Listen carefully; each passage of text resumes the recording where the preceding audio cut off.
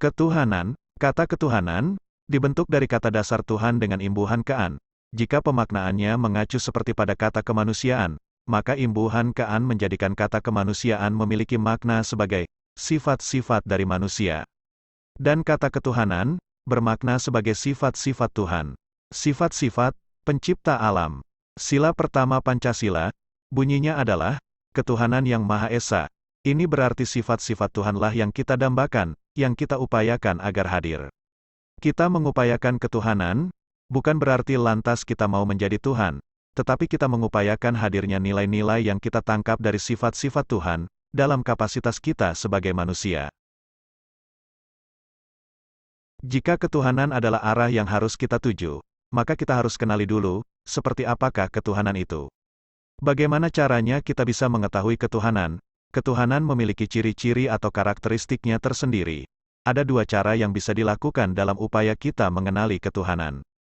Cara pertama adalah dengan melihat kepada ajaran-ajaran ketuhanan yang sudah diturunkan lewat sabda orang-orang suci dan kitab-kitab suci. Cara kedua adalah lewat mengamati semua ciptaannya, bagaimana Tuhan mencipta, bagaimana Ia merawat dan mengatur semua ciptaannya. Kedua cara di atas, sifatnya adalah saling menguatkan dan koheren. Akan tetapi, efektivitasnya menemui keterbatasan, karena sangat tergantung pada kapasitas dari setiap individu manusia, dalam menangkap informasi. Dari hal ini, sebenarnya ada poin ketuhanan yang bisa kita tangkap, yaitu tentang bagaimana Tuhan hadir dalam kehidupan manusia, bagaimana Dia memberi kita banyak petunjuk, dan jika manusia mau mengenal Tuhan, dia harus mau belajar, mengembangkan kemampuannya menangkap informasi yang datang kepadanya, dari segala arah. Ketuhanan tersirat pada keseluruhan semua karya Tuhan. Banyak cara untuk mengenali ketuhanan. Bisa dengan mengamati bagaimana Tuhan mengatur alam semesta ini lewat hukumnya. Bagaimana realitanya pengalaman ketuhanan yang kita alami. Bagaimana Tuhan tersirat lewat segala di hidup ini sebagai karyanya, dan tersurat lewat kitab suci. Semua peristiwa sebenarnya memiliki hikmah, yang bisa mengantarkan kita mengenali sifat, gaya, karakteristik dari Tuhan, yang bagi saya terangkum dalam istilah ketuhanan. Saya kerap mengekstraknya menjadi nilai-nilai ketuhanan, layaknya nilai biasanya memiliki susunan, sehingga ada saja nilai yang lebih dikedepankan dibanding nilai lainnya. Nilai atau hal yang dikedepankan oleh Tuhan ini, saya temukan sebagai apa yang disebut dengan syariat di dalam Quran. Mengenai alasan saya menggunakan Quran, sudah saya kemukakan di bab tentang agama.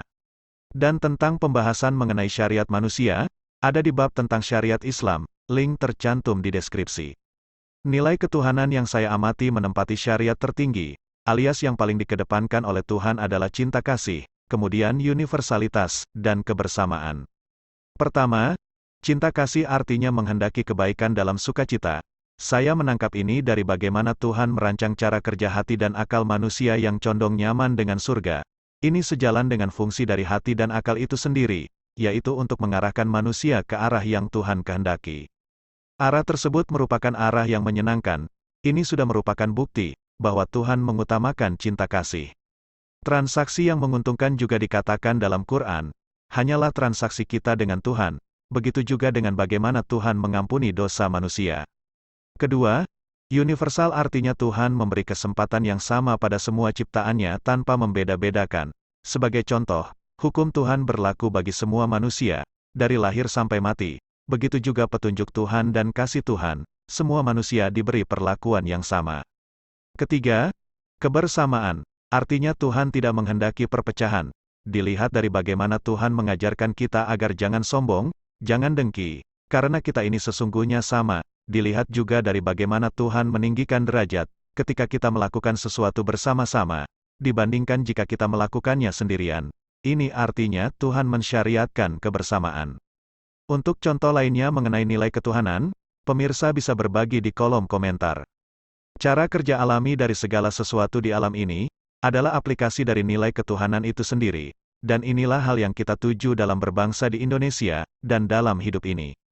Untuk apa ketuhanan ini kita upayakan? Akan saya sampaikan alasannya di episode berikutnya. Sekian dari saya, sampai jumpa di lain kesempatan.